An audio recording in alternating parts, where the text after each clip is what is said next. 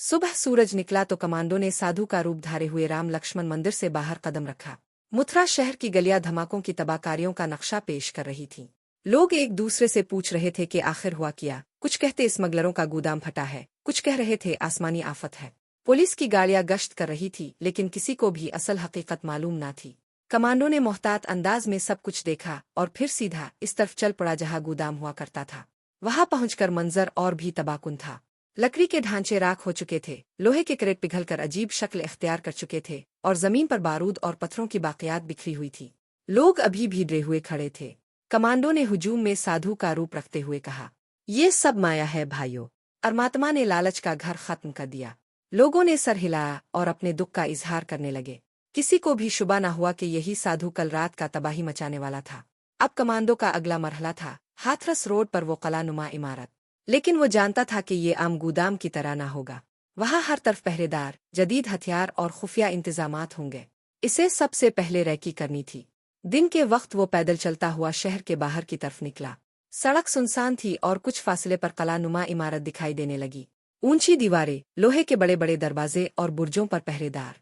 बाहर से ये बिल्कुल किसी पुराने राजपूत किले की तरह नजर आता था, लेकिन अंदर जदीद दौर के आलात थे। कमांडो ने करीब के खेतों में छपकर लंबे वक्त तक इमारत को देखा। वो हर गश्ती दस्ते की हरकत नोट करता रहा, हर दरवाजे का खिलना और बंद होना देखता रहा। दोपहर ढल गई, शाम होने लगी तो इसने अंदाजा लगा कि रात को यहाँ हमला मुमकिन है, लेकिन ये कोई आसान काम नहीं होगा। इसे सिर्फ ताकत नहीं बल्कि दिमाग भी इस्तेमाल करना था।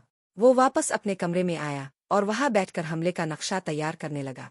रात की हुआ घनी और मौहूम थी, हर सांस में धुंध की खुशबू घुल रही थी। कमांडो ने तालाब के किनारे से नीचे उतरते हुए अपने कदम आहिस्ता रखे। इसकी सांसें मुनज्जम थी, दिल की धड़कन काबू में। अंधेरा गहरा था मगर इसके सामने छोटी सी रेड लाइट टुक टुक कर रही थी। इसने वही छोटा एम्पलीफायर निकाला जो बिजली के सर्किट को मुख्तसर लम्हे के लिए जाम कर देता था। इसने तारों को छुआ, एक मुख्तसर धक और पूरा बैरूनी नेटवर्क बुझ गया। अब किले की कुछ लाइट्स बुझी पड़ी थी और दाखिली राब्ते मुनक़ते हो गए थे। पहला कदम खामोशी से उठाया गया। दीवार के पीछे छपी हुई छोटी सी सीढ़ी जैसे दरअसल इसी लम्हे का मुंतजिर हो। कमांडो ने कमंद मजबूती से गिरफ्त में पकड़ी और चढ़ाई शुरू की। ऊपर पहुंचकर इसने एक झोंपड़ी नुमा छत के किनारे झांका और नीचे दो मुहाफिजों को देखा जो एक टेबल के पास बैठे सिगरेट पी रहे थे। उनकी आहिस्ता सी हंसी ने कमांडो को लम्हा भर के लिए घबरा दिया, मगर इसने अपनी टांगे मजबूत करके झपट मारा। एक तेज हरकत, पहला आदमी कुर्सी से नीचे गिरा। इसकी गर्दन में तेज वार ने इसे हरकत के नाकाबिल छोड़ दिया। दूसरा कमांडो के झटके में पीछे हटा, मगर कमांडो ने एक खंबे का फायदा उठाते हुए इसके पीछे से जारी घूंसे से इसका सर झुका दिया और चुपके से इसके मुंह पर कपड़ा ठूंस दिया। दोनों नीचे पड़े और कमांडो ने जल्दी से उनकी नब्जें चेक की। वो जिंदा मगर बेहोश थे। किले के अंदर घुसते ही खामोशी मामूली सी चीखों और धुआंधार बो से टूट गई। कमांडो ने छोटे कैमरों से अपने रास्ते की तस्वीरें बनाई, हर दरवाजे के ताला का मुआयना किया और एक नक्शा दिमाग में तरतीब दिया। अंदरूनी राहदारी तारीख थी मगर इसके हाथ की लाइट ने दीवारों पर लगी तख्तियों के निशानात दिखा दिए। इम्पोर्ट एक्सपोर्ट के लेबल, कुछ इब्रानी हुरूफ और अंग्रेजी में प्राइवेट। इसने सर हिलाया। असोजीत की सरकार सिर्फ लोकल नहीं, इसका एक नेटवर्क था। इसके पास एक छोटी सी चाबुक नुमा आला था जो आवाज को दबाता। वो इसे हर दरवाजे के करीब चलाया ताकि हिफाजती अलार्म कम अज कम आवाज पैदा करे। इसने सुना कि ऊपरी मंजिल पर चंद कदमों की दूरी पर एक कमरे में कोई टेली कॉन्फ्रेंस चल रही थी। हल्की सी सरगोशी, एक मर्द की जल्दी जल्दी गूंजती हुई आवाज, कल शिपमेंट के बाद हम आगे बढ़ेंगे। कमांडो ने कान में प्लग किया और करीब से सुना। अल्फाज ने इसे झंझोड़ दिया, high security reason, field training, Mathura से हल्के रास्ते। ये महज तिजारती गुफ्तगू नहीं थी, ये मनसूबा बंदी थी। ऊपर की मंजिल की खिड़की से इसने एक राह दिखाई जो जेर जमीन मुल्हका सुरंग की तरफ जाती थी। इसने एक छोटा सा सुराख पाया जहां से हुआ आ रही थी शाद रसाई का छोटा रास्ता। वो इसे छोड़कर मरकजी दरवाजे की तरफ बढ़ा। रास्ते में एक छोटा दफ्तर मिला जिसके दरवाजे अंदर की तरफ खिले हुए थे। अंदर एक बड़ी मेज, कई फाइलों के घेर और एक कंप्यूटर जिसकी स्क्रीन अभी नुमाइश से रोशन थी मगर नेटवर्क बंद था। कमांडो ने चाकू से सिस्टम का पैनल खोला, कुछ तारे जोड़े और एक मुख्तसर बरकी झटके के बाद इसने कंप्यूटर ऑन किया। इसमें दराजों में छपी फाइलें थी। एक फोल्डर था, फील्ड ट्रेनिंग होशिंगाबाद। इसके दिल की धड़कन तेज हुई। इसने फोल्डर खोला तो अंदर कई डॉक्यूमेंट्स, नक्शे और एक यूएसबी वीडियो फाइल थी। वीडियो में कुछ लोग थे, सख्त चेहरों वाले, तरबियती मनाजिर, बारीक सीखों पर मश्क करते हुए, और एक खारजी बंदा जिसने अंग्रेजी में बात की। यहाँ हम उन्हें सख्त तरबियत देंगे, फिर उन्हें मखसूस इलाकों में दाखिल करके फ़िरका वाराना फसाद भड़काने के लिए भेजा जाएगा। कमांडो की आंखों में कोई नरम पिन नहीं था।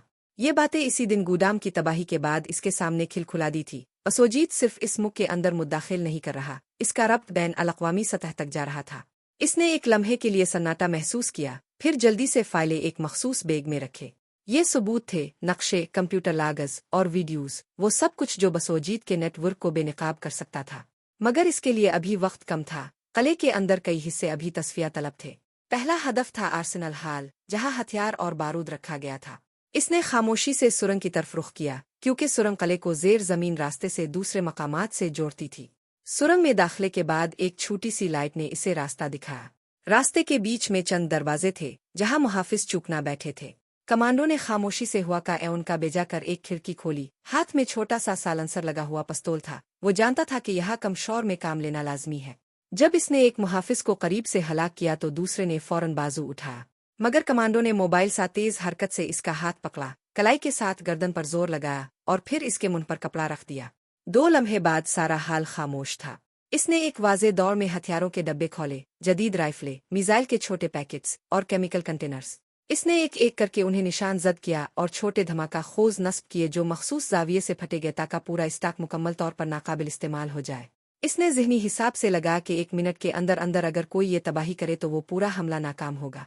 इर्द गिर्द की राहदारी में कदम बढ़ते ही एक बार फिर आवाजें आई। 2 मुहाफिज बातें कर रहे थे। कल के बाद हमें यहाँ से निकाल दिया जाएगा। असोजीत ने कहा है कि सारा सामान शिफ्ट हो रहा है।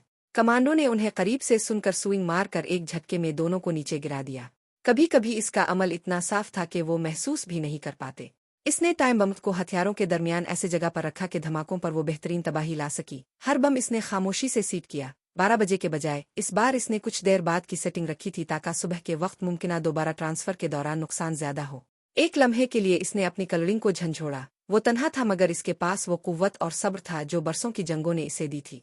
इसने जल्दी से राहदारी के नक्शे चेक किए और एक छोटा सा प्लान बनाया कि अगर वो पकड़ा गया तो किस तरह बाहर निकलना है। छत से छलांग, तालाब के पास छुपे रहे, आजेर जमीन सुरंग के सुराख। इस रात जब वो बुनियादी हदफ मुकम्मल कर रहा था, किले में एक अलर्ट बजा। कुछ नौकर चूक ना हुए। कमांडो ने महसूस किया कि गश्त तेज हुआ है। इसने अपने चेहरे पर साधु का रुमाल रखने का फैसला किया और एक छोटी मस्खशदा शक्ल इख्तियार करके वही बैठ गया जैसे कोई आम राहगीर हो। मगर लम्हा भर बाद एक चराग के नीचे एक इंसान खड़ा हुआ। असोजीत का एक कटाफटा आदमी, जिसका चेहरा गुस्से से सुर्ख था। वो करीब आया और बोला, तुम वहाँ क्यों हो? कोई अजीब सी हरकत हुई है। कमांडो ने संभल कर कहा, मैं तो साधु हूँ, ये मेरा ठहरने का कस्बा है। इसने फौरन हाथ में से एक छोटा सा आला फीका जिसने आसपास की चंद सेकंड के लिए रोशनी झुलसा दी। अंधेरे का फायदा लेते हुए कमांडो ने कदम बढ़ाया और तीसरे लम्हे में दोनों के दरमियान हाथापाई शुरू हो गई। लड़ाई सख्त और करीब थी। दोनों ने चाकू से वार किए, मुट्ठियों से टकराई और कमांडो ने महसूस किया कि इस आदमी का तरबियती अंदाज आम मुहाफिजों जैसा नहीं। वो हर हमले को पहले से जान लेता था, मगर कमांडो की करखती और तजर्बा ने बालादस्ती हासिल की। आखिरकार एक फंदे की तरह हरकत से इसने आदमी की टांग में घुटने मारे, फिर सर के पीछे जोरदार घूंसा मारकर इसे बेहोश कर दिया। कमरे में कुछ मिनटों के लिए सुकूत छा गया। वहीं से इसने जल्दी से चंद फाले कब्जा में ले जो एक ड्राप बॉक्स में बंद थी। उनमें बैन अल-अक़वामी रातों के नाम, कुछ हवाई पते और एक नक्शा जिसमें होशिंगाबाद कैंप लिखा था। कमांडो के हाथ कांपे मगर इसने खुद को संभाला। ये वही सबूत था जिसकी तलाश थी, मध्य प्रदेश के जंगलात में छुपा हुआ तरबियती कैंप। अब सिर्फ हमले का था। कमांडो ने खुद को तैयार किया। इसने एक मुख्तसर सिग्नल संभाला, चादरों में लिपटी चंद छोटी रस्सियों को अपने बेल्ट में बांधा और नीचे के रास्ते से बाहर निकलने की राली। वो जानता था कि जब वो बाहर आएगा तो शोर मचेगा और मुमकिना फौजी मदद पहुंचने की कोशिश करेगी। मगर इसके मंसूबे में ये शामिल था, शोर फैलाओ, दुश्मन की तवज्जो बांटो, फिर खामोशी से किले के मरकजी गोदाम और सर्वर रूम पर कब्जा। वो बाहर आया तो देखा कि महाज पर 2 गाड़ियां आ चुकी थी और कुछ मुहाफिज खड़े थे। इसने उनकी तवज्जो अपनी तरफ खींची। इसने एक छोटा सा धमाका खोज फायदा इस्तेमाल किया जो शोर तो फैलाए मगर निहात महदूद हो। धुआं और रोशनी ने हिफाजती अमले को भटका दिया। इसी कंफ्यूजन में वो अंदर घुसा और 2 अहम मराकिज को जेरे कब्जा किया। सर्वर रूम जहां फाइलें और रसाइल महफूज थी और ऊपर का मरकजी रिहायशी ब्लॉक जहां कई लोगों के कमरे थे। सर्वर रूम में पहुंचकर इसने जल्दी से ड्राइव्स निकाली, कुछ अहम डॉक्यूमेंट्स स्कैन किए और फिर बड़ी हिचकिचाहट के बगैर वहां की मरकजी लॉग फाइलें अपनी ड्राइव में कॉपी की। ऊपर रिहायशी ब्लॉक में वो खामोशी से 2-3 कारिंदों को काबू में लाया और उनसे मालूमात निकाली। वो सब खौफजदा और थके हुए थे। उनके पास दिफा के लिए ज्यादा वसाइल नहीं थे। उनमें से एक यक दुबला पतला शख्स, जिसकी दाढ़ी बड़ी हुई थी और आंखों में खौफ तीर रहा था, इसके सामने वो पड़ा हुआ करा रहा था। कमांडो ने नरमी और सख्ती का इम्तिजाज अपनाया। सच बताओ, होशिंगाबाद कैंप में कितने लोग हैं? कौन ट्रेनिंग दे रहा है? आदमी पहले तो चुप रहा, मगर जब कमांडो ने कले के जलते हुए हथियारों की तरफ इशारा किया तो इसके हौसले टूट गए। वहाँ तकरीबन 100 आदमी हैं। सबको अलग अलग ग्रुपों में बांटा गया है। गैर मुल्की इंस्ट्रक्टर भी आते हैं, खास तौर पर एक जर्मन आदमी जिसे सब हाक कहते हैं। वही असल ट्रेनर है। कमांडो के माथे पर शिकने गहरी हो गईं। गैर मुल्की ट्रेनर्स का मतलब था कि ये नेटवर्क सिर्फ भारत तक महदूद नहीं, बल्कि एक आलमी खेल का हिस्सा है। रात को इसने किले के एक कमरे में बैठकर कंप्यूटर की फाइलें दोबारा खोली। एक खुफिया डॉक्यूमेंट सामने आया जिस पर वाज़े लिखा था ऑपरेशन अग्नि। इसमें दर्ज था कि अगले महीने होशिंगाबाद कैंप से तरबियत याफ्ता लोग मुख्तलिफ शहरों में फैला दिए जाएंगे ताकि फ़िरका वाराना फसादात और बम धमाके कर सके। कमांडो ने फाइल बंद कर दी और अपने दिल में अज़्म ताज़ा किया, ये सब खत्म करना है। इसने मुहाजोहे का खात्मा किया और जल्दी से किले से बाहर निकल आया। अब इस किले को तबाह करने का वक्त करीब आ गया था। जो बसोजीत पर एक और कारी ज़र्ब होती, वो मंदिर में आकर अपने कमरे में लेट गया। सुबह किला धमाकों से गूंज उठा और देव के बादल आसमान तक पहुंचे। इसके पास पूरा नक्शा था जिसमें होशिंगाबाद के जंगलात तक जाता हुआ रास्ता, हिफाजती इक़दामात और वो लोग जिनके खिलाफ अगले मरहले में कार्रवाई करनी थी। किले की छत पर से वो शहर की तरफ देख रहा था। मुथरा का मंजर अब खामोश मगर खराब था। बसोजीत का नेटवर्क टूट चुका था। अब इसके सामने दिल्ली से ज्यादा होशिंगाबाद का कैंप अहम मिशन बनकर आ गया था।